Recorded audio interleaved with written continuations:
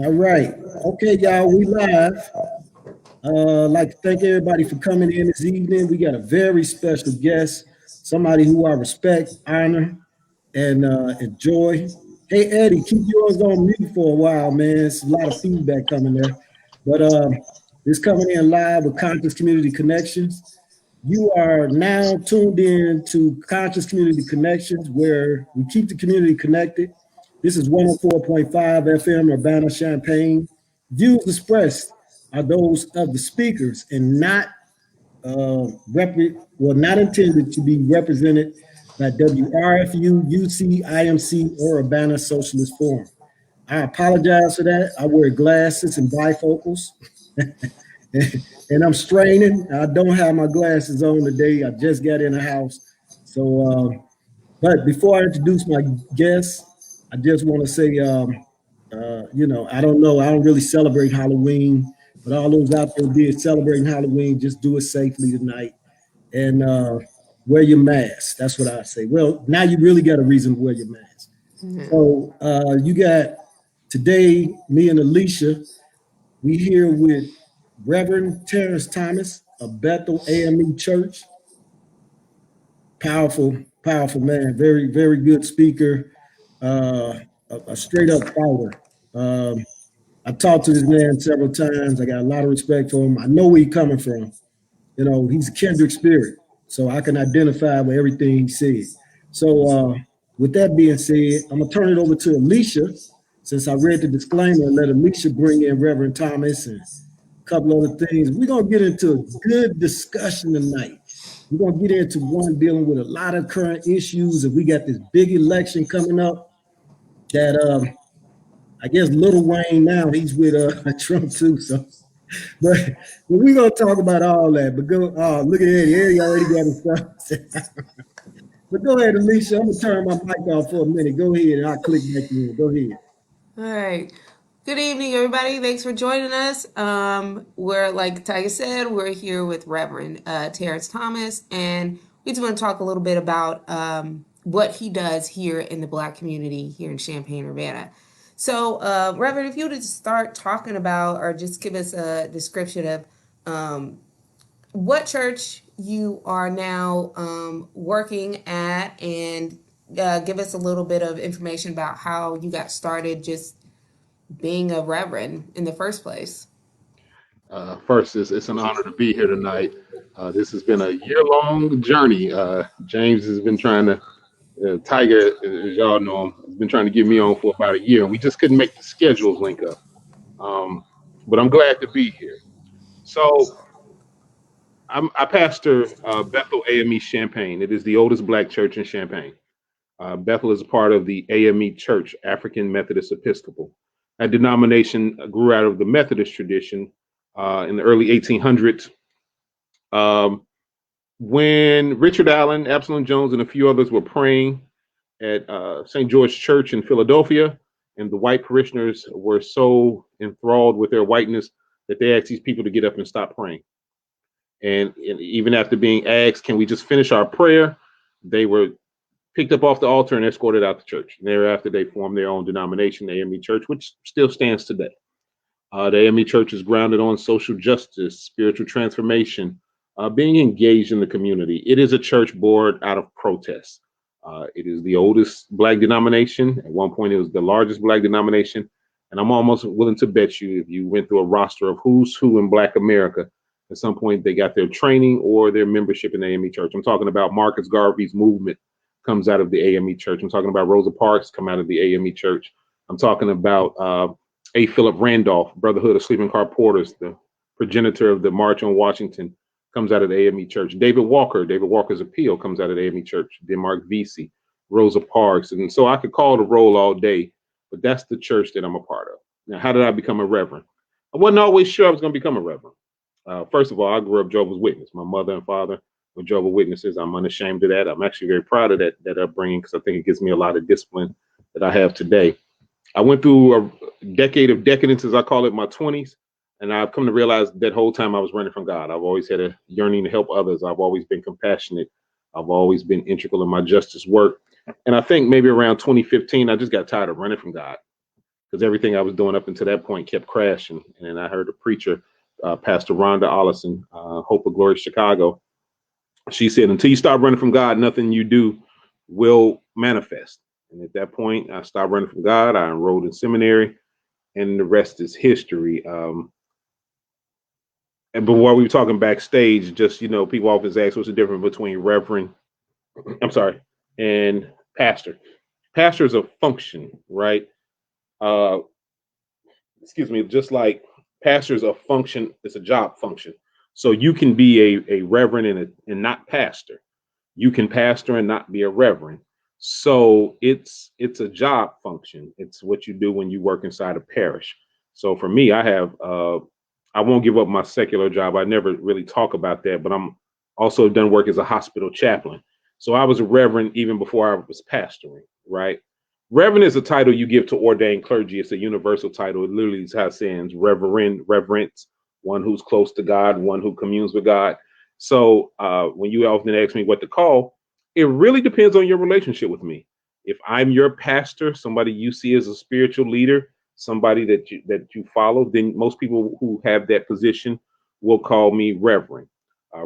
Pastor Terrence, Pastor Thomas, Pastor T, because there's a spiritual bond and connection. Those that refer to me by reverend are honoring the call, but I'm not their pastor. So you'll even see it in Bethel. Some of my members will call me Pastor Terrence, others will call me Reverend Terrence. And that usually gives me an indication of where I stand with them. Did that answer your question? Yeah, that answered it, man. And you ran off a list of, I consider myself a Garvey Knight. And I was reading his biography, and you're right, because he learned how to get up and talk in front of people by watching the different pastors. A lot of that he trained like that. But like Denmark, Vesey, and all them. See, you talking all my heroes, man. I got T-shirts I make with that stuff. I live this stuff, man. And see, now nobody never knew. I don't think our audience knew the power or the influence of the AME church, right?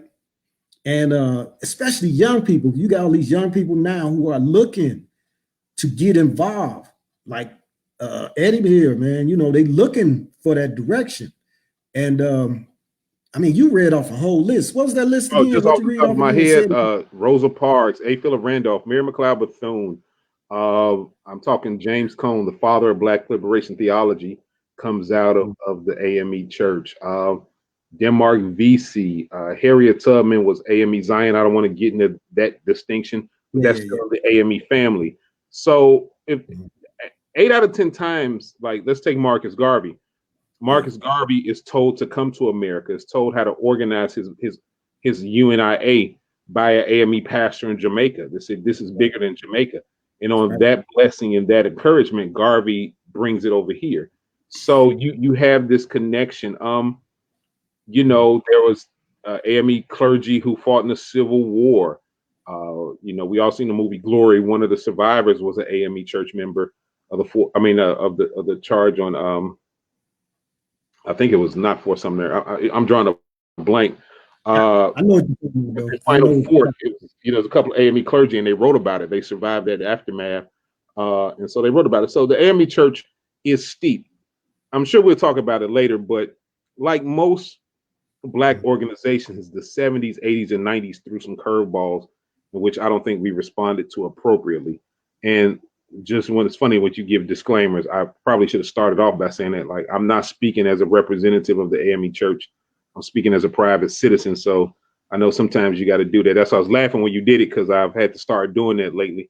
So folks don't call my bishop. So I'm speaking as a scholar and a historian now. We made some mistakes as a body. And so even in Champaign-Urbana, people don't know the power of the AME church because the power of the AME church has not manifested itself properly. And so that's where, where you're like, wow, if we were doing what we were supposed to do on a consistent level, then people would know that we're part of a larger tradition. Wow, man, that is heavy. You gave us some history, and I'm sure that everyone could appreciate that. Let's see. I got another question now. Is that why you chose the AME Church because of this history, or? It's a funny. So I'm gonna tell you the way the divine works, and I'm gonna use. I want to say I'm a Christian minister, so I'm not trying to be offensive when I use Christ-centered language. I'm just speaking out of my context. I know you got different kind of listeners. Uh, I was always familiar with the AME Church because my undergraduate degree is in African American Studies, with a focus in political science. So I was always familiar with the AME Church. It wasn't until seminary that I joined the AME Church, and I was in this in between weird space. I had just left my home church, but I was in the thick of seminary, and the brother he walks up to me in the library, and we started talking. And he said, "Man, let's go have a beer." And this was like the first reverend I ever met that said, "Let's go have a beer." Right? And so we go have a beer, and we started talking about the AME Church. And he invites me to church, and I go the next Sunday.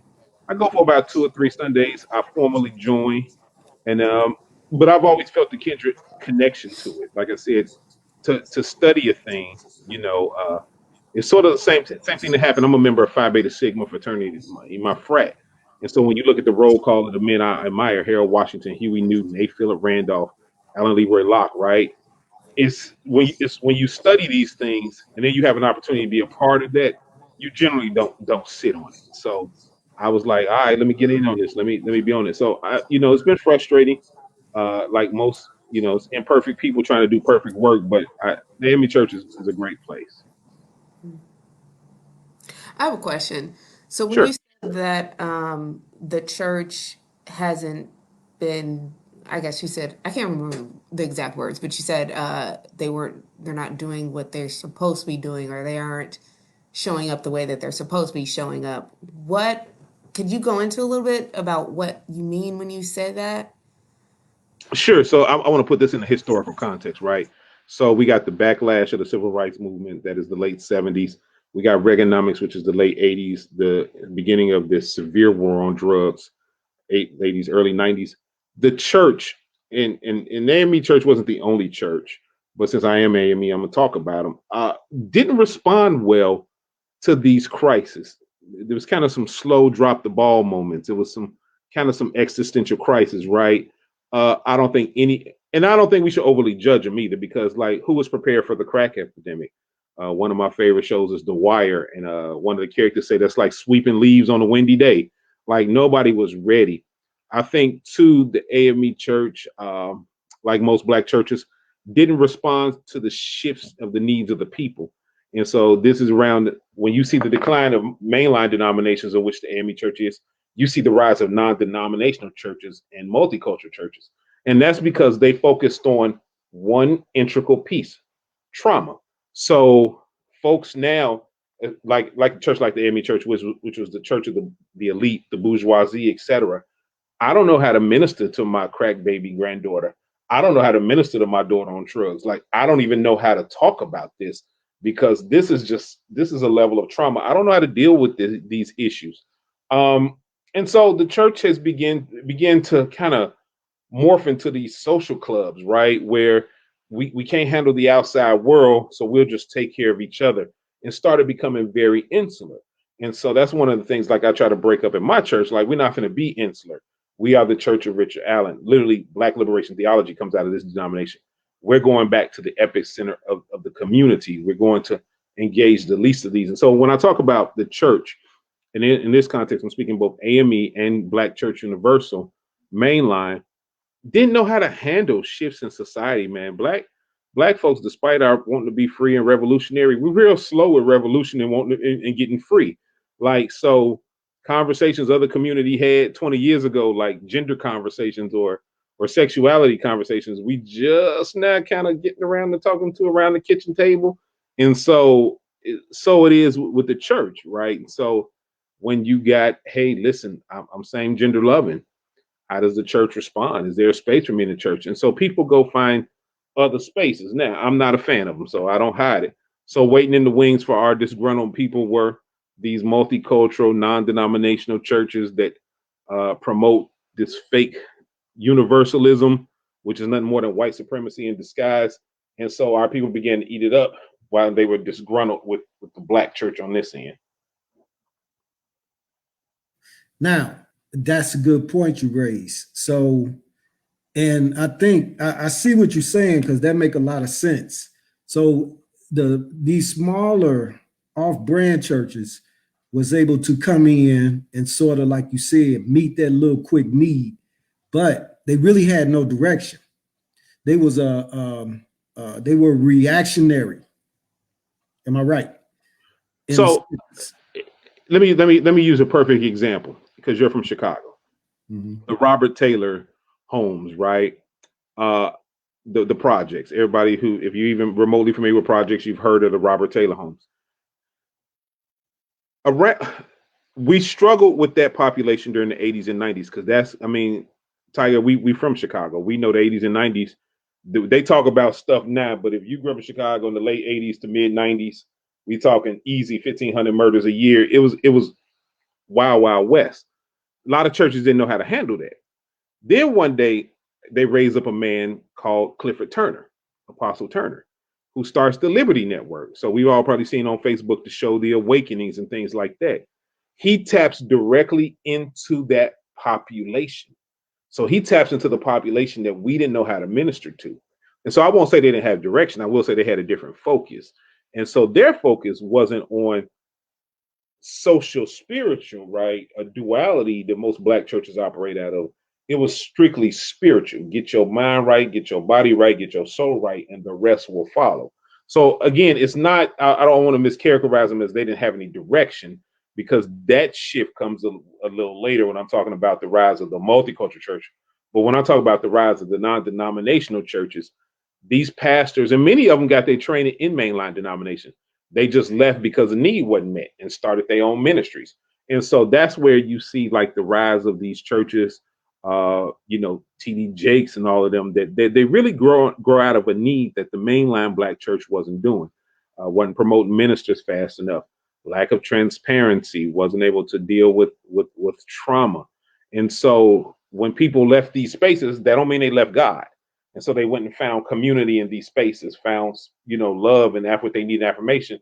And so overnight, now the multicultural thread I'm talking about, that comes around the same time, but that's when white pastors of that vein started coming into the black community and coming into black spaces and getting us to question our own tradition. So suddenly gospel music isn't biblical, but Hillsong is. Suddenly, you don't have to refer to your pastor at, by an honorific. You don't have to call him Reverend. It's okay to call him John. Things that's germane to our culture.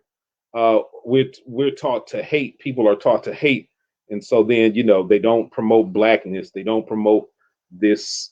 They struggle with speaking out against white supremacy and evil. So if I was teaching a class, I would show different shifts.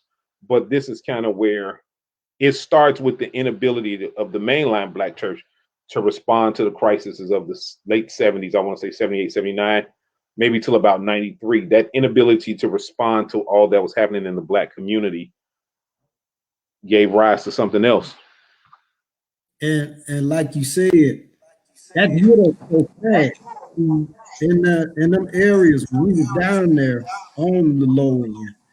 Mm-hmm. That hit us so fast, man. I remember when it came in, and it came in as another form under something they call ICE, which is now what they call in like meth and other things. And a lot of the gangs refused to sell that crap. Mm-hmm. They said, no, we're not going to push that because we saw what it was doing to the people. But like you said, I remember Pookie and that show, you were talking about, man, with that, everybody rushed home to watch The Awakening. The Awakening was the show, right? Ah, man, he got shot. Oh, man, he's going to get it again. And now, would you say that the reason for that is just like a big business? It's hard for a bigger business. Or think of it, let's use a metaphor. It's harder for a truck to make a U-turn than it is a quick car or a small auto, right? I would agree with that. The example I use is the super tanker, right? Uh, it's like when they're on the ocean, a speedboat, to your point. So we can even use a truck. Fair enough. Car. I'm in my My Aston Martin, I can throw that thing in neutral, bust a U, ain't even got to do 3 points. When I'm in this big SUV or, God forbid, like a Walmart truck, I got the yeah, and momentum and time is lost in that. So I think that part of it was the church riding on the wave of the civil rights movement, Black Power, wasn't wasn't able to make U-turns and adjustments. They kind of kept going until like, oh my God, we ran out of water, and so now we got to do something different.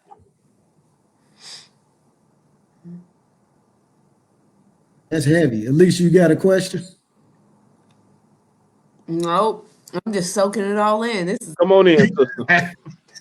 I enjoy it. You teaching me something new. Oh, man. I enjoy Yeah. it. Yeah. I wish you would teach So a class. I wish you would. I would love to learn. That's the wrestle now. I'm under orders from got a shout out to fiance, whatever I do. I'm under orders from my fiance. Not can't get a PhD until she finishes seminary and until we get married. So and otherwise I would go back for one. Um, man, you gotta but, teach but the that. black church, I think if I had to leave something for your viewers tonight, and I said this earlier, I did the CU Try Friday show. And part of the reason I agreed to do it was because we have to understand that black faith in totality, like, it's not a monolith in the black community. There are black Muslims, black Hindus, black, atheists. Like the spirituality of the black community is rich. In black Christianity, all of us ain't evangelical, Kojic, don't want to read nothing but the Bible pastors, and so I think the problem is pastors like me become afraid to speak out because there is a consequence, right? I'm feeling it now in Champagne. The elements of isolation. When I first got here, everybody was inviting me to everything. You remember that, TYgar? Everybody, I stayed busy. Them invites have dried up. They're your people. If they don't approve of you being progressive, they stop giving. Last year, Pastor Appreciation Month, they ain't know me, had gifts and love and high five. Now it's like, mm. So being a progressive pastor does have its drawbacks. And so, I think that's one fear. In a sense, we go to seminary, we get all this education, but then in many ways, the people tell us not to use it. Don't destroy my understanding of faith. And so you have to walk them to a new understanding. Say, I'm not destroying it, I'm elevating it. This year, our theme at Bethel is beyond basic. We're moving beyond basic. It comes from Hebrews 6. Let us move beyond the elementary teachings of Christ, going over the same thing, the burial of the dead, what's God's name, how you get saved, and move into some deeper matters, matters of justice, matters of love, matters of engaging systems of oppression. And I can say it's been mixed, been met, I want to say maybe 55, What do 45. Like it's a struggle. And depending on what day it is, I may be in the 45. So um, Why do you think that is? Why do you think there's like so much resistance? because we've been inculcated into we it one if you've been taught a thing for generations, right? And this is beyond religion, this is black community 101. Or oppressed groups, anything 101. When you've been taught a thing for so long, it's hard to shake it off. So if you ever read the post enslavement narratives of our ancestors after enslavement, many of them struggled to operate in the world where, at that particular time in history, like right after emancipation and during Reconstruction, the world was kind of their oyster, but many of them struggled figuring out a new way because for 15 years, 20 years, they was taught, don't look white people in the eye, don't worry about voting, and so they tried to conceptualize a new reality. It's like, man, when you the first time you become awakened, the first time you learn, man, I shouldn't operate like that. The first time I learned, hey man, you can't do women like a dog. I heard it, I processed it, but it was still a struggle. So imagine, if you will, your whole life you've been told this white Jesus and this white understanding of faith is what it is, and then here comes this young radical pastor from Chicago saying it's a different way to look at that. You're gonna fight it. Now, I'm not saying that fight is justified. I'm not saying it don't frustrate me. I am saying is it's white supremacy has so ingrained into our faith that it's hard to shake. So um, You Can you talk a little bit about that and how that's connected to the like non-denominational churches? okay? So I'm sensitive. Like if you were in one of my platforms, I would name names. But so I'm sensitive to this platform. But I often tell people, especially during this summer's protest, I wrote an article for the News Gazette in which I was for the protest. I was for the riot. Because again, if you're more worried about the insurance on the mall than the black life, then that's all I need to know, right? Okay. Yeah, right. If you Jesus went and had a riot, if you think that one man tore up the temple, nah, him and his boys tore up the temple, which is why the next official act they had was we got to crucify this dude. So when we talk about churches and white theology, theological imperialism, I tell people look at what your pastor says in the midst of these crises. So without fail, Donald Trump has been the worst president, the most racist president, the most vile president this country's ever seen, and that's saying a lot. That's when you're saying he that means he's worse than Andrew Jackson, Woodrow Wilson, all Herbert Hoover, like Ronald Reagan. Like to say he's the worst, he's in great. That's some company. So, but if you find a pastor talking about, well, I want to hear the side of the person that voted for Trump and find out what they want. Nah, man, why are we trying to make space for Nazis, bro? Why are we trying to make space? We're the only group of people. Imagine, if you will, you were sitting in a room and there was a former Nazi or a son of a Nazi and a son of a Holocaust survivor. They're not even entertaining the Nazi perspective. They murdered 6 million Jews. They were wrong. Full stop. And if you keep trying to give them a perspective, I'm going to declare you an enemy and have you dealt with.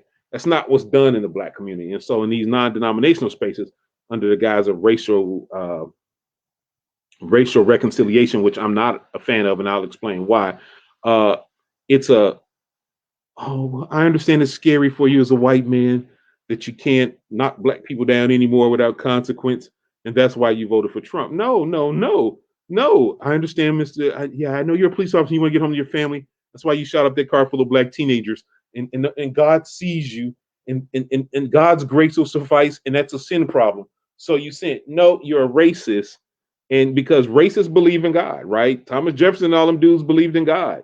Uh, for every Nat Turner, there was a white slave owner that upheld the Bible, upheld scripture to find it. So for every Harriet Tubman, there was a Mrs. in the house that used the Bible. So when you these denominations, I'm talking about the evangelical stuff that we as black people take, the life ways, the word network, the John Pipers, all the stuff that we eat because we want to be biblically correct, is really white supremacy covered in Christian language, because it all ties back to empire, gross individualism, the denouncement of community rights. So when the brother Liberty Falwell, when he was going through his thing, he was the biggest Christian on the planet, but at the same time, he he's encouraging his campus. They're very homophobic. They're very racist.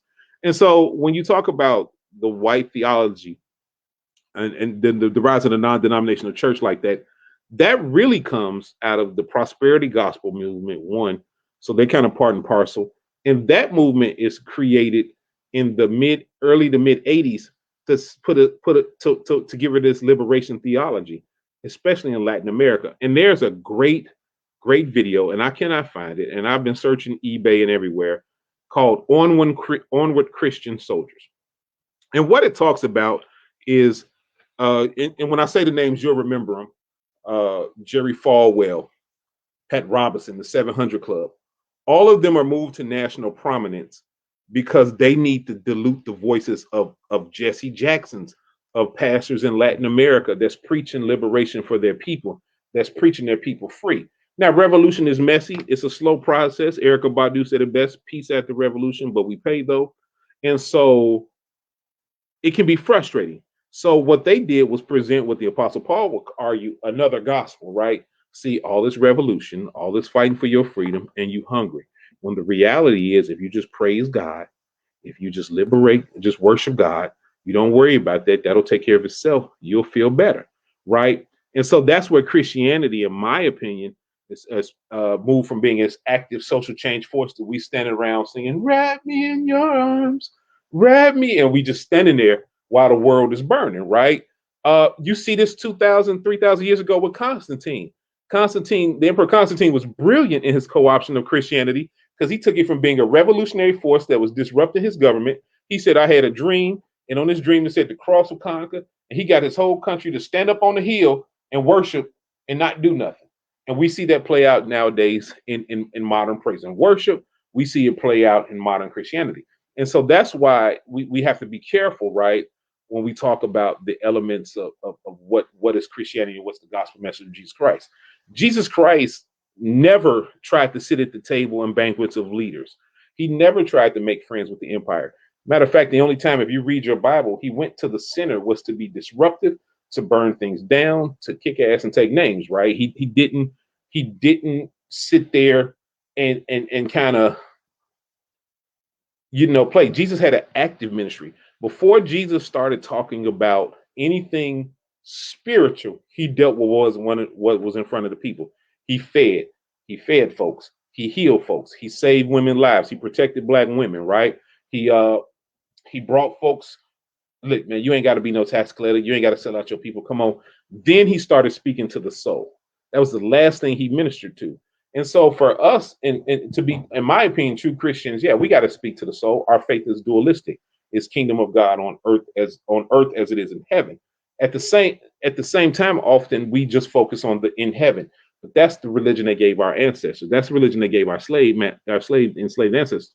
Don't worry about this. You will see the River Jordan when you die. That's why we weren't allowed to read the minor prophets or, because that ain't what I want you to focus on.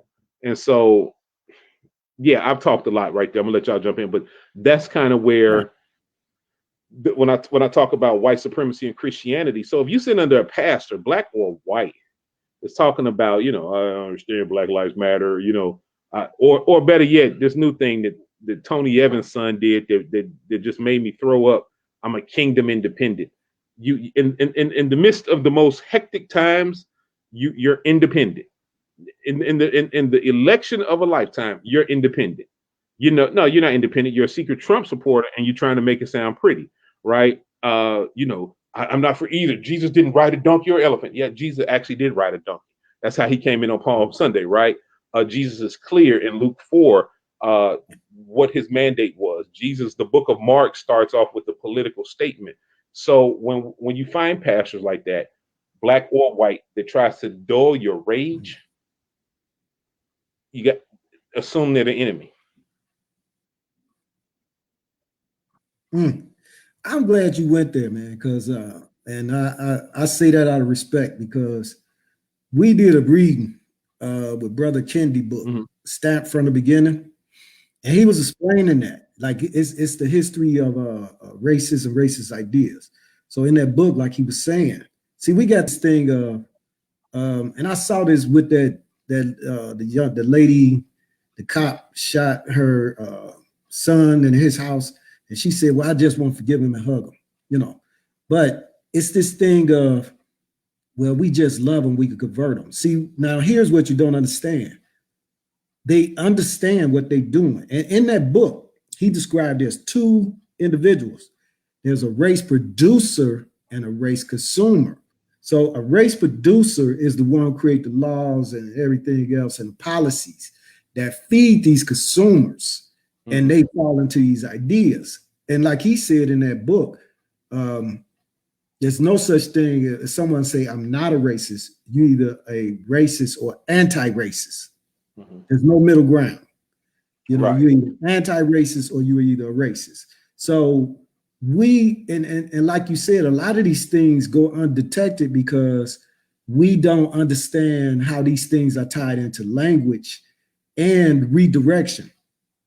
That book opened up my eyes, man. I suggest everyone should read that book, Stand from the Beginning. It's a big book, but man, the reading, and it take you through each one of these periods. And they talk about how Thomas Jefferson was passing all these laws and policies, but then he was sleeping with this 13-year-old Black girl and having kids by him.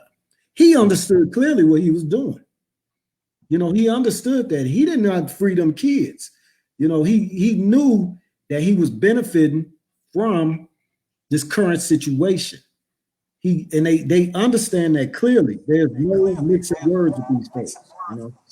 Yeah, I think you're right. I mean, yeah, and that's, I mean, we all kind of know that throughout history, religion has definitely been used to kind of brainwash uh, the African American race. With they used it and they mixed it with the laws and things like that, and how like you talked about, Reverend just kind of helped with their agenda of pulling the African American or the African slaves away from their own culture and kind of indoctrinating them with a whole nother culture, to the point during Reconstruction when they were freed, they didn't know how to act.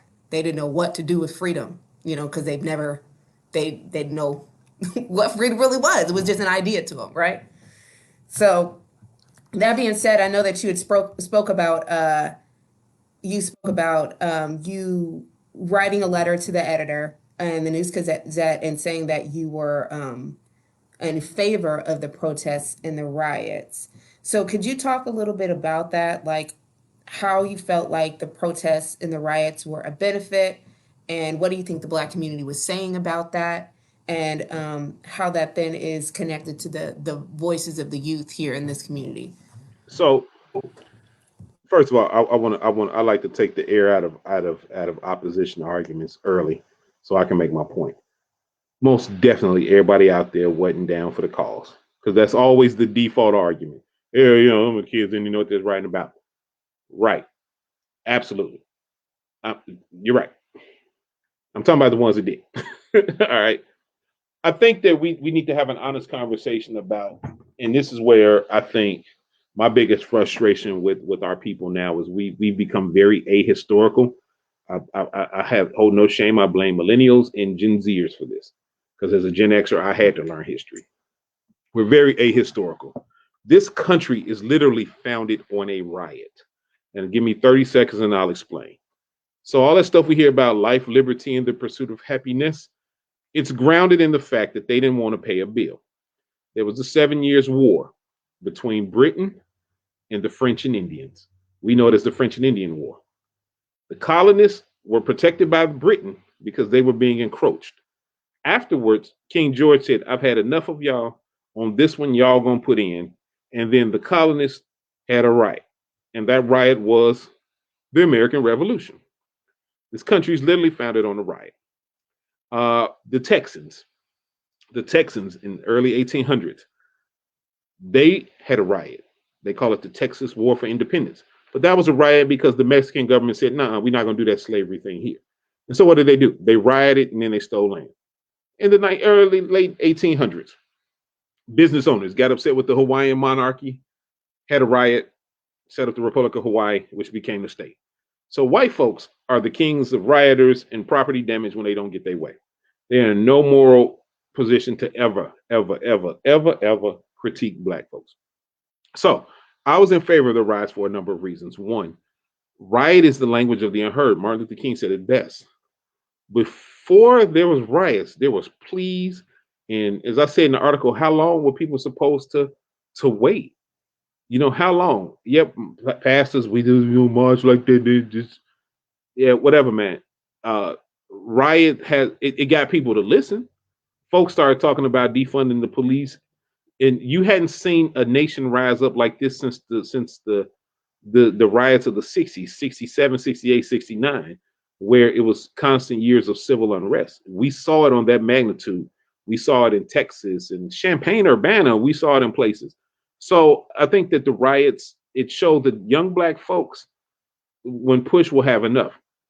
It also showed, though, that we're not quite ready for the revolution like we thought we were, because again, we went from asking, what brought about the riots to folks being mad that there was rioting. And I told members of my church this: please don't tell me about no business that's going to file a claim, get everything back, because George Floyd can't get his life back. Breonna Taylor can't get her life back.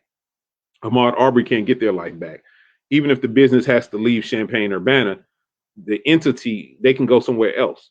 They got their insurance money, they got all their deposits back, so they're reimbursed. This is just a speed bump. So I think that's just one thing to be critical. But I still go back to the fact that rioting has its place in the Christian context. When Jesus comes into on Palm Sunday, the first thing he does on Monday is tear up the temple. Why? Because there was oppression happening in the temple. It was because people were being charged $800 for a dove, and him and his boys got together and they cleaned out the temple. When we talk about Pentecost, where the Holy Spirit arises, the Bible says it came in like a violent, fiery wind. And so that doesn't sound like it's something peaceful. That doesn't sound like it's a calm, serene thing. That sounds like it. It sounds like it's passionate. So what you saw was passion in our young people. And I wrote that in the News Gazette because I got tired of the Champagne Black Coalition, Black Elite, crapping on the rioters, attacking them like they didn't understand their frustration, showing out for white gays. We don't really want to behave like that. And, what is it costing? They'll think we're savages. Well, brother, if they didn't already think we're savages, they wouldn't have sat on your neck for 9 minutes. Because the only thing you hold down like that is wild animals. You don't hold human beings down like that, right? When we start talking about, even goes even deeper, like, do we even honor the poor among us or those in this class who what is your theological position on them? So if you're okay with them dying, if you kind of like ambivalent, then you're ultimately saying God is okay with this. And so I wrote the letter because I was disgusted that nobody from the Ministerial Alliance had made a statement. I was disgusted that nobody from the clergy had made a statement, and statements were made were rather milquetoast in nature. And I wanted to let the young brothers and sisters know who are out there doing the work that, frankly, my knees and wife won't allow me to do anymore.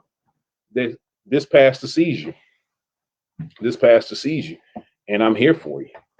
And so, I wanted to end the letter with the line from the spook that sat by the door, but after fighting with Jeff de Blasio from the News Gazette for about 2 days, I left it. But if you've ever seen the original copy, and I can send it to you, it ends with the line from the spook that sat by the door. Go on, Cobras, get your own. And so that's what that's the closing line from the spook that sat by the door when they ignited their full-scale protest. Go ahead, Cobras, get your own. And that's what I want these young brothers and sisters to do. Go ahead and get your own. See, man, that was amazing. That's all. I told you, I was telling y'all, man, we had a special guest. I'm gonna read this disclaimer. And again, I got to introduce, like I said, very special pastor. I got a lot of respect for this man. And I could sit all day and, soak in all the material. And let me read this disclaimer first. You are now tuned in to Conscious Community Connections, where we keep the community connected. This is 104.5 FM, Urbana-Champaign. Views expressed are those of the speakers, including the pastor. Those are the speakers, and not intended to represent WRFU, UC, IMC, or Urbana Socialist Forum, or in the case of Pastor Thomas, any other church or congregation. These are his views, our views only. These are not representing any other organization. So don't try to tie this and say we're speaking for all of them. These are our views that we are speaking here tonight. And it's a candid conversation because I think the next question I want to go into, because you touched on so much, but the next question, like you said, you got open arms for the young people. And I want Eddie to jump in on this one too, after you answer this, because what's the role now? Like, see, I see them as very disorganized and they don't have that leadership.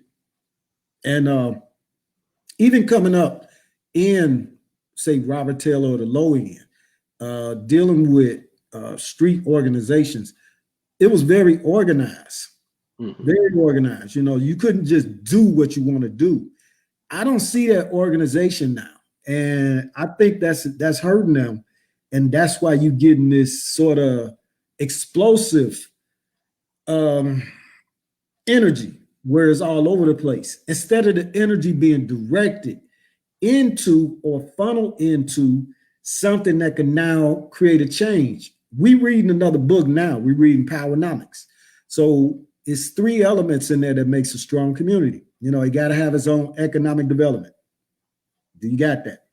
Do it has a political party or a political or force that could push politically when it's time? I see that coming into effect now, especially with Eddie and Alicia and this new generation. They coming in and they fired up, but they want changes, but they not sure how to get to the policies.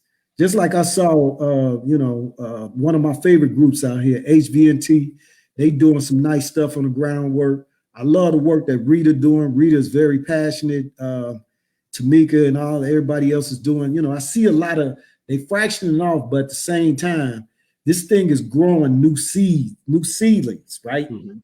And now is the time to have that where it could create that pressure where it's needed because politics is local.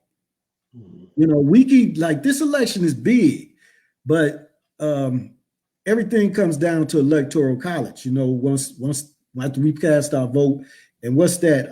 Winner takes all. So we need to be focusing on the local level first. Then we work our way into that. And we in Chicago, we tried that with 21st Century Vote. We start getting understanding how these things work on the local level. And we start saying, okay, we start waking up, right? And now it's time for this group to have that direction. But like you said, the role of the young people and the church, how can we bridge these two together? Or is there a way to bridge it together? Or do you see a lot of young people falling away from the church? I know that's like 3 or 4 different No, questions. I can synthesize it. So I Go think the first thing we need to do is probably abandon.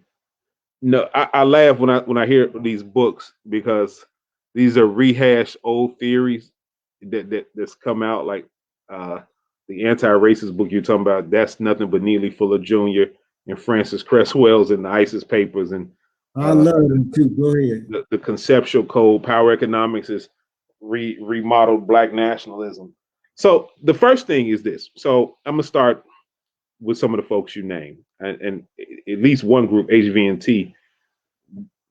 We like this with Bethel. That's my favorite nation group right there. They can call me at any time and I'll do it because that's the group I see outside of maybe first followers and hitting homeboys that's actually out there in the trenches. And for me, that matters. So the first thing I would say is that the younger activists, remember I started this talking about a historical disconnect. I need for them to stop with the we're not our ancestors. The movement starts here. You're not. You're not our ancestors. We wouldn't have survived a fraction of what they went through. The movement didn't start here. We're chapter 436 in a we don't know how long this book is going to go. So I think we need to stop buying into this historical disconnect. White folks love that. They love teaching that. There should be a reverence for those who came before, those who paved the way, those who fought. Uh, somebody once said, "You want to know what you were doing during the '60s of Reconstruction of slavery? Look at what you're doing now." And the ancestors put up with stuff that, again, we can't even ask our boss for PTO without being triggered. So you're not going to tell me you're going to tell Mr. Charlie to get off your land and leave your wife alone. All right. With that said, um, that you need to want to be taught, and there's lessons to be taught because the past is prologue, right? The Bethel logo is a Sankofa bird looking back to move forward. So there's nothing new under the sun. So this historical disconnect, and I was telling one of them young folks that you brought up, like, I think you are personally too close with a lot of these white hippies in this town. And history has shown they're progressive until they stop being mad at their daddy and they can go home and get their jobs and then they cut their hair. Because that's what happened with the 60s. The hippies of the 60s that was dancing in the Janis Joplin types and loving black people, when they made up with their parents in the 80s, they became Reagan Democrats, right? And they started talking about bootstraps and, I was out there and I was lost. And then I realized I had a responsibility. No, your dad stopped being mad at you, and then you came back and got that job, right? So, but for older cats like me, I started doing this work when I was 16. I'm 45 this year, almost 30 years in the game. we have to let go of some of the old ways too. So this hazing model, funny story, and I'm gonna just tell it. I was nominated for president for NAACP. Somebody nominated, thought I'd be a good leader. And the pushback I got, and one of the reasons was you ain't been hazed enough. And I was like, I'm never going to be hazed enough. Like, we need to leave that alone. And black folks, especially the boomers and the older folks, think that you got to carry water. That was the real issue. Black folks, if we tell the truth, did struggle with Obama when he first came on the scene, because he didn't carry nobody water. He didn't come through nobody's civil rights organization. He wasn't Jesse Jackson right man. He used the system in the courts and got state representative. So we got to understand that ain't nobody doing all that no more. And so for those of us, with these riddles we speak in, I know when I was coming up, I asked my mentor, what should I do? When you will know the time when the sun is. Anybody got time for that, bro? Like that, we're not doing that. So we have to understand, like, meet each other, right? You can't throw the old way away. And I'm talking about the lessons and the people, but there's a lot we should throw away and meet in the middle. So let's be more specific. Fellas, you can't sleep with your female mentees no more. Excuse me, you can't do that no more. You can't tell Miss Alicia when she walk in the room, hey, you tomato, you fine. Your wife ain't having it. Your constituents ain't having it. Like, you can't talk like that no more. You can't tell gay jokes no more. You can't tell a brother when you walk in, you twirl it. You can't say certain things no more. So we got to leave some of that old stuff behind. Preachers, you ain't the most important person in the community no more. There's businessmen, there's politics, and that's a good reason too. So we got to stop this. I was at an event early this year, and somebody got mad that they wouldn't fix her husband a plate because she was this local pastor. And the lady's like, you can get your own husband pray. Like, so these are the kind of behaviors that we have to leave behind. So we're asking them to stop throwing the lessons away. Understand, they just throwing the baby out with the bathwater. They tired of the bathwater. They tired of the dirty bathwater that came with that. Now, what's the role of young people in the church? The church won't survive without young people.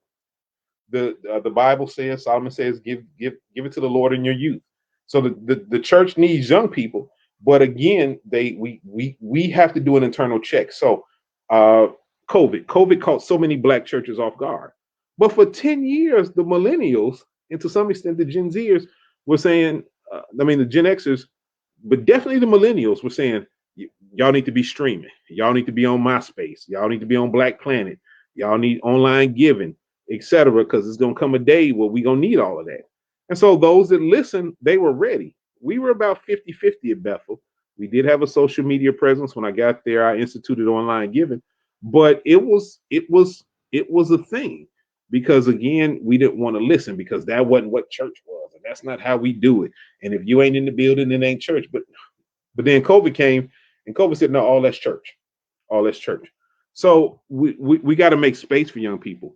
I believe that every 5 years you need to look at your calling and be ready to rotate out. So I got a 5-year plan here. So at the end of 5 years, I'll look at my effectiveness. Am I still effective? Have I made any changes? Have I done what God told me to do? Is it time to move on? So I think if we want more young people in the church, that means more old folks got to sit down. It's going to come a point where you and Marlon need to be on First Followers board and not in the church with the young men, because you're simply going to run out of your usefulness. You won't be able to connect. I won't say your usefulness. There'll be lessons that you need to teach on a higher level. So I think that's critical in that. And then lastly, we got to lose this classism in the church, right? One of the things I'm not ashamed to let Bethel know is Bethel, the hood church. I appreciate all the doctors and the lawyers and the people that drink their tea like this, and the proper people who don't do that here. It's great. But gonna get out there and barbecue and play with the kids and walk the community. Hood voices, first followers. And so that's why I've always, and I'm not lying, I've always given you free range of space, because again, what I think of the least of these, the brothers coming home, the sisters coming home, those impacted by in high hope areas, is a direct reflection in my belief in God. It's a direct reflection in what I say I believe in God. And so for the church is going to have to make space, especially now in COVID. Now, here's the fun fact. So if I wanted any of y'all to join Bethel, this would be the time I should be telling y'all join Bethel, because you ain't got to come in. You ain't got to see no snobby faces. You ain't got to deal with nobody. You just got to get on Bible study Wednesday night, and you got to come on Sunday morning at 9 o'clock. That's all you got to do. So in a sense, COVID has been a blessing. because COVID has knocked all them things down, and all we have is moments of evangelism and welcome folks. Come to church, Eddie, since TYgar called you out. Called you out, Eddie. Eddie, you got something you want to say? Because we about to go into a second lockdown now. So go ahead, Eddie. Go ahead. I ain't got no feedback. Y'all can hear me good? Yeah. But go ahead. Okay. Yeah. Even from that brief meeting with you, everyone, I knew that you had a lot of knowledge. And one of the things that, especially with me being new to this whole activism landscape, is that I want to be able to soak up as much knowledge as possible. I realized that you can't say that you want to change the world if you're not willing to listen. I feel that that's an extremely important thing. And something that you said earlier about the division among, groups and the hazing and all of that. Like, I experienced that real early on. Like when I finally made the decision that I was like, all right, I'm gonna be all in with this. I wanna do whatever I can to create positive change, be it just locally, if not just, the world, obviously, is what the goal for everybody, I think. But I reached out to several groups, several different organizations, and there was a lot of, oh, who are you? What have you done? What's your resume? And all of that stuff, more so than, what are you willing to do? When, what's your skill set or anything like that? Like, I experienced that. Mm-hmm. I kind of bullied my way in by not waiting and just, doing my own thing. So like I work with, with a lot of these different groups. I haven't been able to really get in touch with, Hood Voices that much, but well, they're in my group now. But Hidden Homeboy, like, I'm in contact with those cats every day. Rita, CCRC, all of those people, I support and go to their stuff, and they come to my stuff and all of that.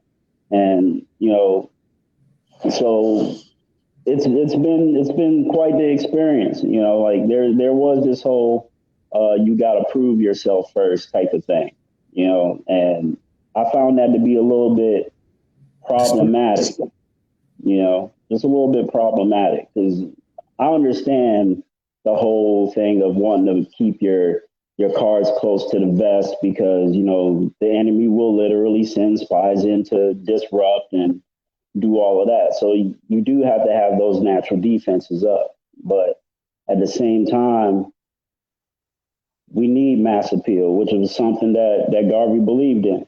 Like, we need mass appeal. So, like, especially like with the group I created, wasn't so much to be a standalone organization than it was to be like a centralized hub for the area for all groups to be able to foster these relationships and, be able to share resources and all of that.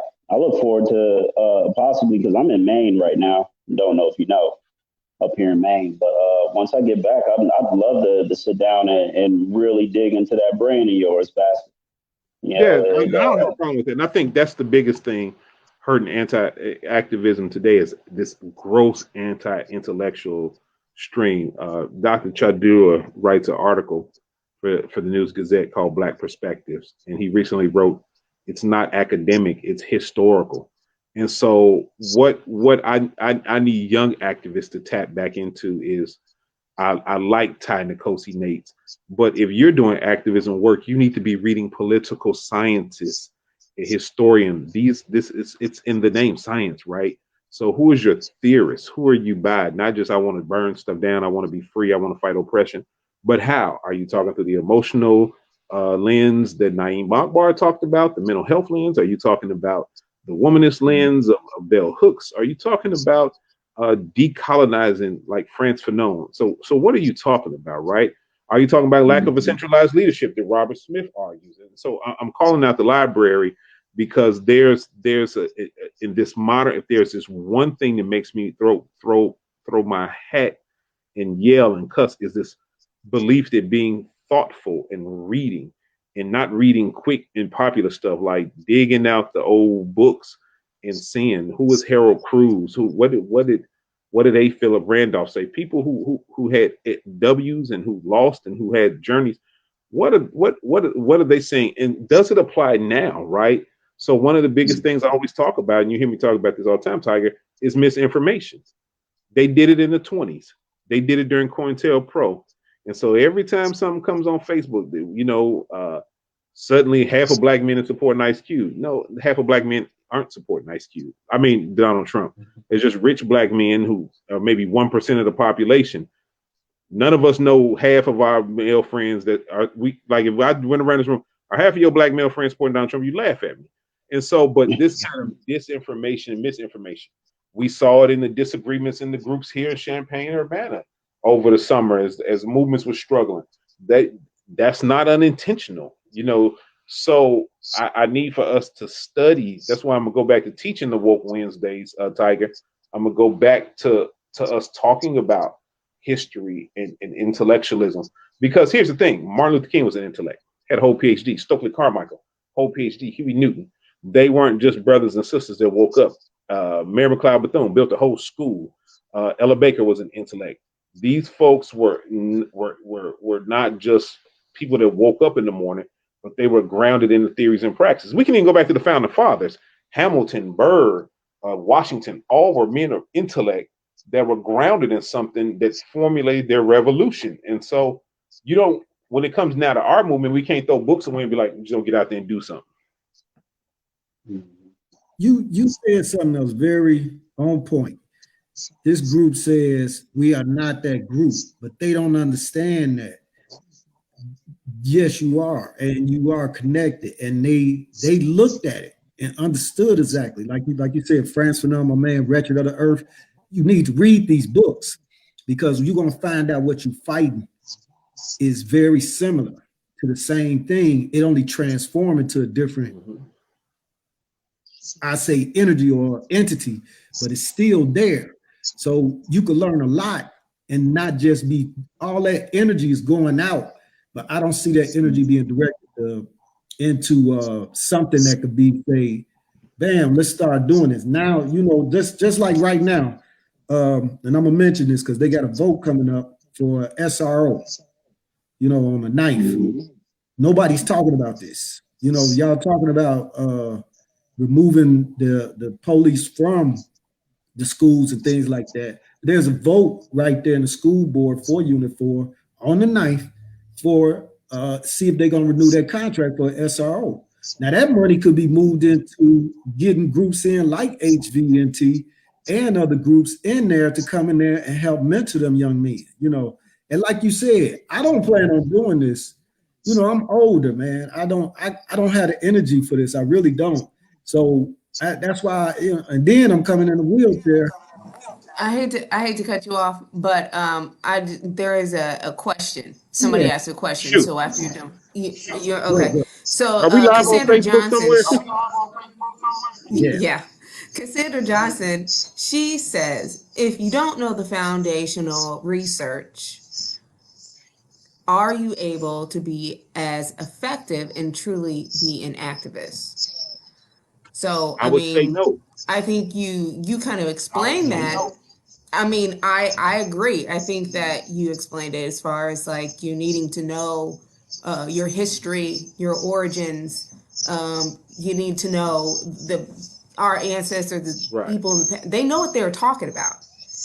It is us, in our responsibility So to educate ourselves.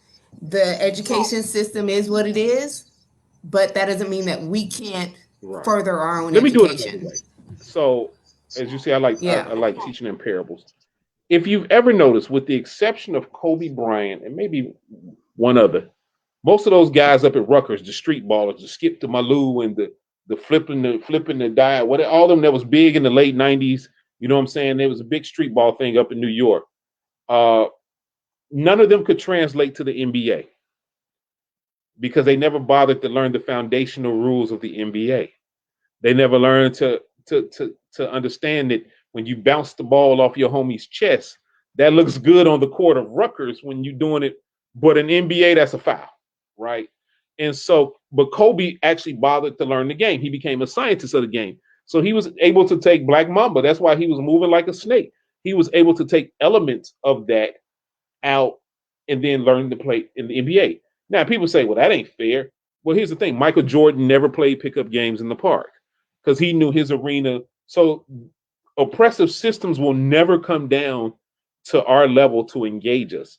They will never, unless they're doing repressive movements like sending National Guards and stuff in, they'll never fight at that level.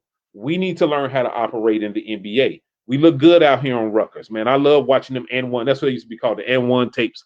I used to love watching them. I'll get on the YouTube middle of the night, watch the N1 dudes doing all the tricks and shucking and jiving and all that. But when they got drafted by the league, the owners was realizing, so that's kind of like activism. Right now, we the N1 is great, but do you understand house bills? Do you understand balance of reciprocity? What do I mean by that? Every action has an equal opposite reaction. So while I am totally for removing SROs from the school system, I've been asked by teachers, so who gonna come get little Ray Ray when he's standing on the desk, peeing in the textbook? Well, if we remove SROs, that means men like Eddie, because me and TYgar just said we old and tired and can't be wrestling. They got to volunteer with the schools. I mean, dudes got to go up there and check on their sons. That means we gotta fill in that gap, because in a year and a half, right? If this SRO thing, they take it out and stuff happens, they'll write that thing into law. So now this is part of, or they'll bring it back with greater force. So another example, Chief Cobb, love Chief Cobb, shout out, bruh, is doing all he can to make sure that the police is equitable and just in this area. Then we have a responsibility in the hood to do what we can to make sure violence is reduced. Why? Because if we don't, the first thing those that are against what he's doing is going to say, see, when you pulled it, when you see, not see, we told you, search and siege, we told you. And so we have to understand the politics game. And I think we don't understand that. Lastly, our movement in Black folks has always been inside out. For every Malcolm X, for every Martin Luther King, there was an Adam Clayton Powell, there was a Thurgood Marshall. There was somebody out inside to explain what was happening. So we can't keep this issuing electoral politics.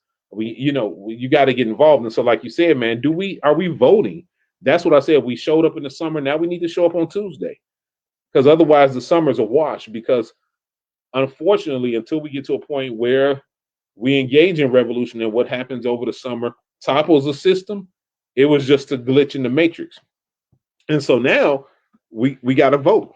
So, and it's more than the president. You're right. I'm glad you said that. So half of the judges in Illinois, and these appellate court judges and stuff, that be denying your bond case and denying your appeals court case, those are elected.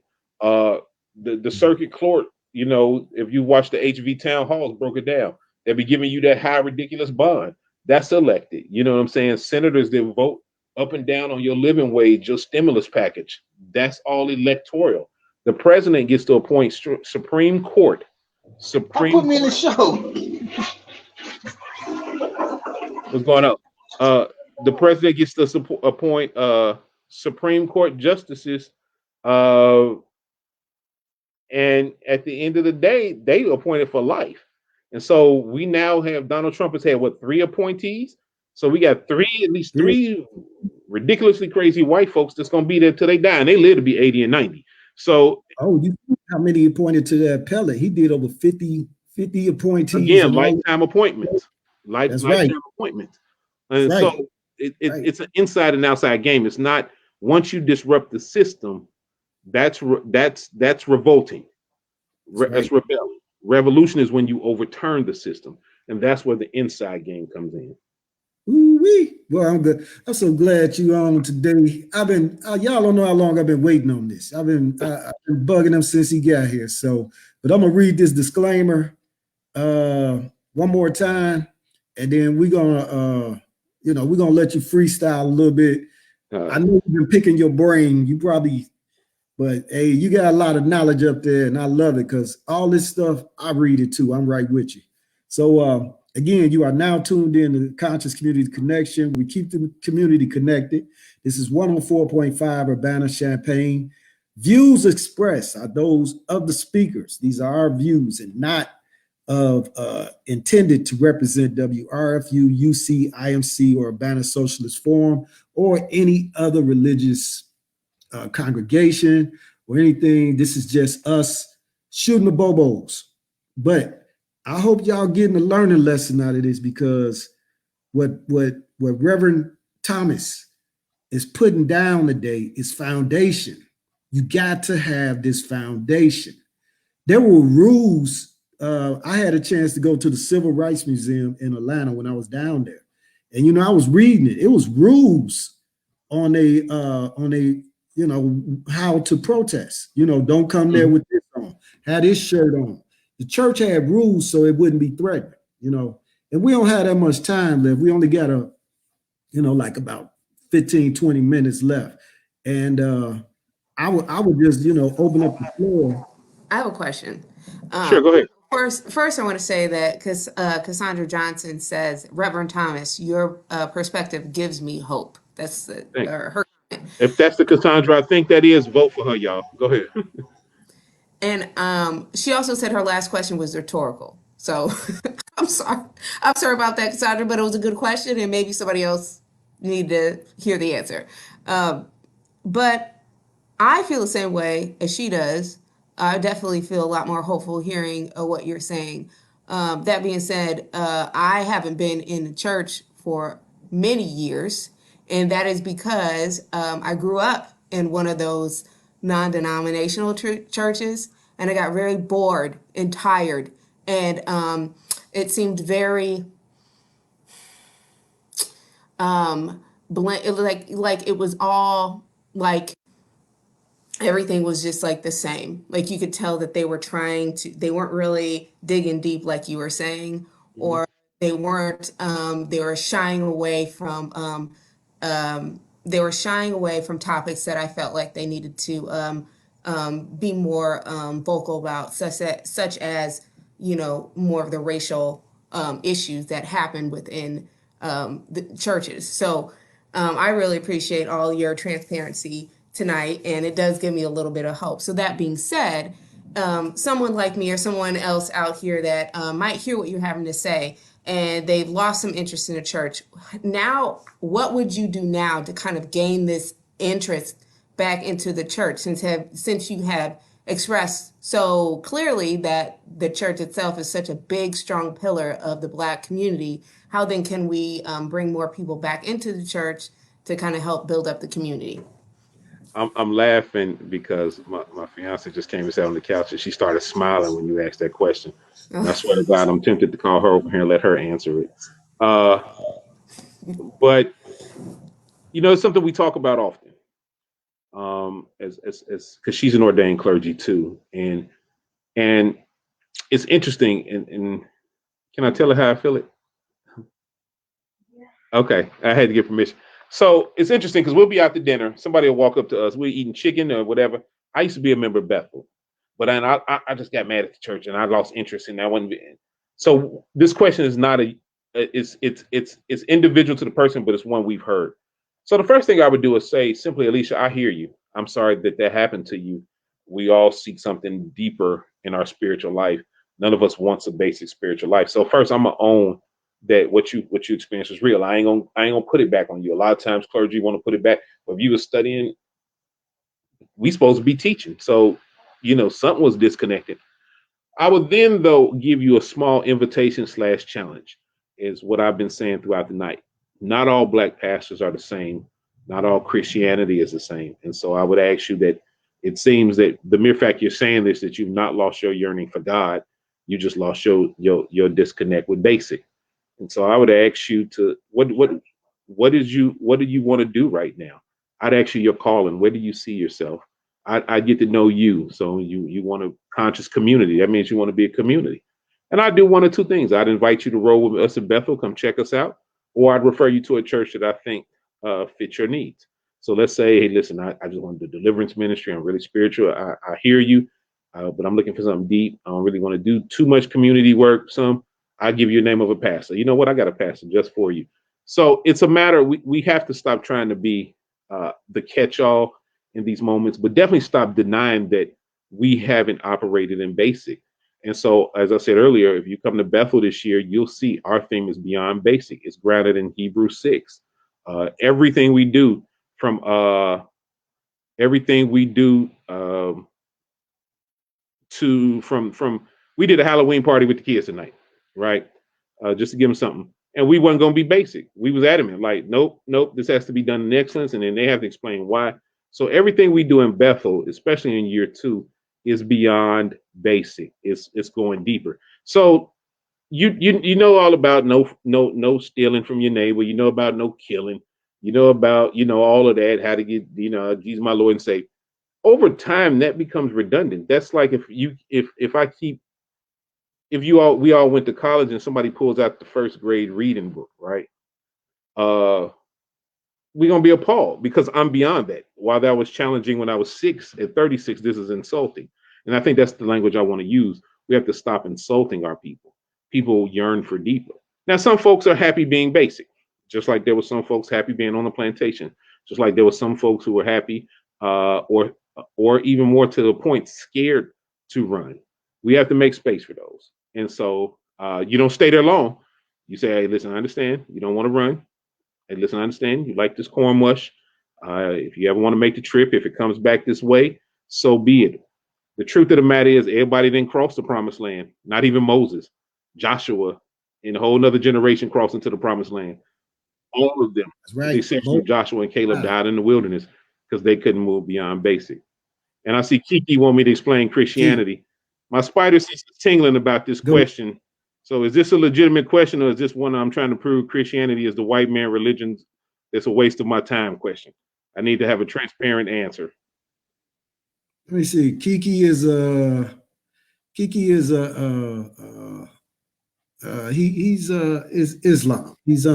He follows Islam. Which branch of Islam? Because Islam, is he a 5%? Is he Sunni? Is he Sufi? Is he Nation of Islam? Is he Shia? Which more science. At this time, I hereby decline to answer that question and engage in that debate. He came on and I tried to add him into the discussion, and then he told me not to take him out, so I did. But simply put, Christianity is a spiritual movement. It is a spiritual movement that finds its origins in the region of Africa and what we call the Middle East. That's not the official term. Christianity was co-opted by the Western Church sometime in the 1600s. And as we talked about Constantine earlier, Christianity is African spirituality. But like most things, Europeans got its hands on it. They ran amok with it, and they had a great time with it. And so now there's this push to take it back. And so that's why many of our ancestors, though they were given a bastardized, watered down version of it, resonated with it because it was simply the same principles that they had already been used to in other parts of the continent. And so there we have it. So I think I covered all of that. Because it was two forms of Christianity. Actually, it was two forms of Christianity on the African continent, and the one we got, like you said, is the European version, but there was an African form as well. So that's Coptic Christianity that comes out of the East. That's more of the original Christianity. We wouldn't have encountered that in large detail because most of us originate from West Africa. We're not Egyptians. We're not any of that. Most of us come from the door of no return, Senegal, West Africa, that whole coast, because that's where the British came from. So the British weren't coming from the East. They came from the West. However, that's the Christianity we first come in contact with. Now, through over the years, scholars and other people have rescued it, but it still has its residues in white supremacy. I had to ask that, and I don't mean to disrespect anyone, but oftentimes the Christianity is a white man's way, explain it.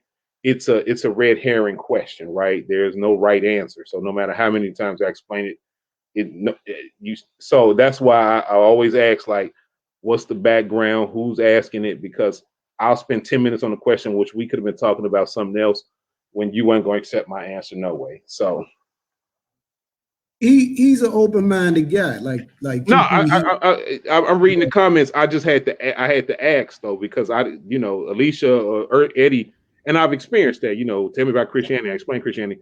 And then also it's a white man religion. You ain't heard nothing I said for the past 8 minutes, bro. Like, so we're not going to do that tonight.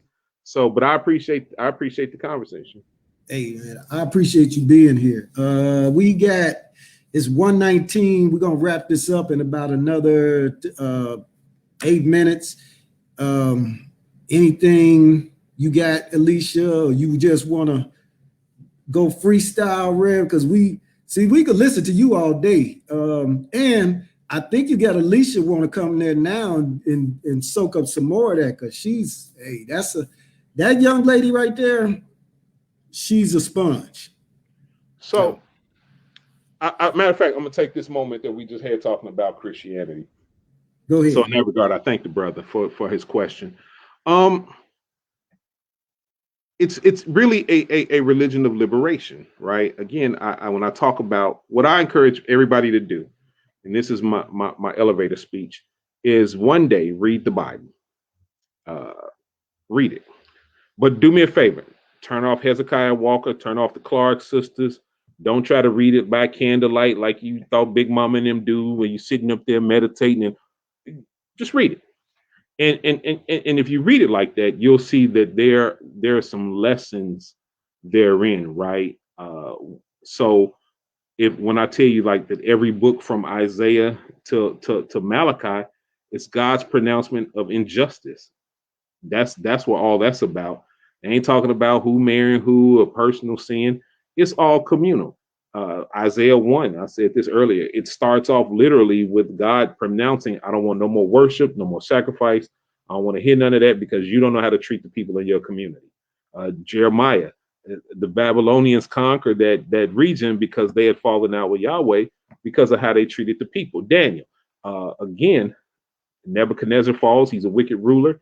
Daniel makes peace with, like, so it's a motif. Two, I realize Christianity has been co-opted and used for evil. I'm not denying that. I'll never be the pastor to make excuses for white people in Christianity. I'll own it and say, listen, just like they co-opted education, sports, Frances Cress Wells, and she talks about the 9 areas of white supremacy. One of those areas is religion. So yeah, they got their hands all up in Christianity. However, for every master mode that said slaves be obedient to your master, there was somebody using the Bible to plot their escape, to plot an underground railroad journey, etc. 3,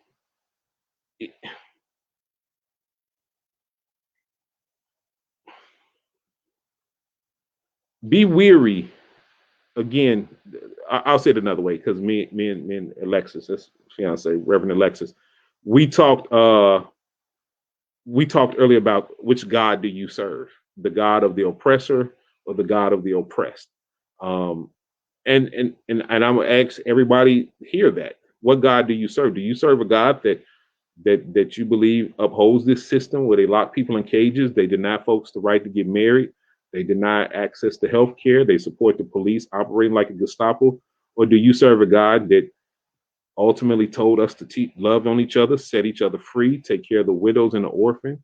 That's the religion that's found acceptable. A God that was willing to, I may go spiritual for a moment, die for you, sacrifice on self for you, right? There's a lesson in that. Do we sacrifice ourselves for the greater good?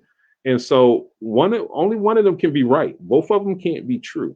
And so for me, this pastor, I'm a ride with the God of the oppressed, the God that says, hey, set the captives free. Say, do what we need to do. And then lastly, stop being afraid of educated pastors. And this is where I'm gonna push on the people. We have a love-hate relationship with educated pastors, and I experience this far too often. It's probably one thing that makes me bang my head on my desk. We love the term Reverend Doc. We call it in Christianity Doc culture. We love the pastor with all the letters, MDiv, PhD, D-Min, DDE, LMNOP, but we hate when they kick knowledge.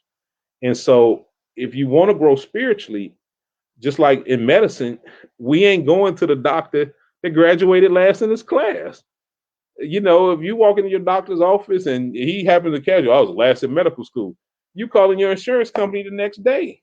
Like, hey, listen, we ain't going to the lawyer that graduated last in his class. We ain't going to the tax consultant. But when it comes to the most important element, our soul, we allow any jackleg preacher in North America to stand over us and proclaim to hear from God. And I struggle with that. And I struggle with that. If we had a case, we want to know if that person know the bar and what cases have you won. And you know, Alicia, if you were suing for $1 million, you ain't gonna go to my brother who said I watched a couple of episodes of Matlock and one night God told me I was a lawyer. You can be like, I'm good, baby. I'm gonna go somewhere else. Eddie, if you had cancer, you ain't gonna go to the doctor that said he watched Dookie Howser and you know his daddy knew a doctor, and then one night God told him he was a doctor. You're gonna say, all right, sir, I appreciate your journey, but I need somebody that has done some studies and some research. And so I think we got to stop being afraid of educated clergy. And lastly, man, if your church ain't in the community, this ain't Terrence, this is Jesus. If your church ain't engaged in the community, if your church is only there to be a social club, then it's not a church. One thing I asked my congregation was the same thing I was taught. If your church closed tomorrow, what would the community say? Would they even notice? You can use that for anything, nonprofit, yourself. If I left Champaign tomorrow, would anybody notice it? If Bethel closed tomorrow, would anybody notice it? That's how you know if you're making an impact or not. And I'm done. Man, listen, you dropped so much knowledge and light right there. And you said something, because you see, I think a lot of us get confused when we hear talking about he's a man of God. But is he walking? Is his words and his actions lining up? That's how you know. You know, anybody could, like you say, recite a couple of verses, but are they words and actions lining up? And I watch you, and your words, actions, and everything speak from the heart. You are truly who you are. You know, you're not pretending to be, or and you're not that fire and brimstone one. You know, you're going to hell if you don't do this. I think we had enough of that, and now it's time to move past that, and we need more reverends, pastors like you who have that knowledge base and understand that. And I'm sure your fiance is when you pick a partner, I'm sure she's matching you. I would be remiss. So if she's up to it, I'm gonna invite her to come stand over here next to me and say hello. She making a face, hello. Please say hello. Please say they calling for you. You hear him? Yeah, we calling for you. Where you at? Where's she at? She was over there with the kids at the Halloween party. I dipped out the. Okay. This is Reverend Alexis, my fiance. Hi, everyone. You know TYgar from. How you doing? I'm sure I've seen them before. Yeah, Hey, how you doing again? All right. how are y'all doing? Oh man, we getting some gems dropped on us tonight, man. I don't think they was ready for this. They wasn't ready. Yeah. You got the right one. I know. He will drop them. So thank you. Hey. Did you behave? I did. Okay. I see we're live, so I gotta make sure. I only cussed one time, and I ain't know it was on Facebook though. So.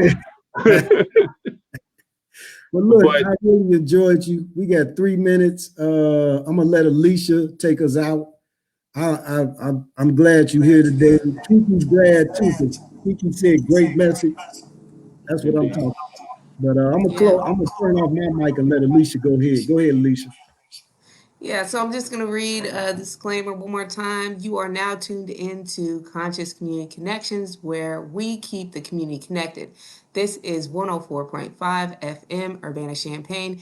Views expressed are those of the speakers and are not intended to represent WRFU or UC, IMC, or Urbana Socialist Forum, or Amy Bethel Church.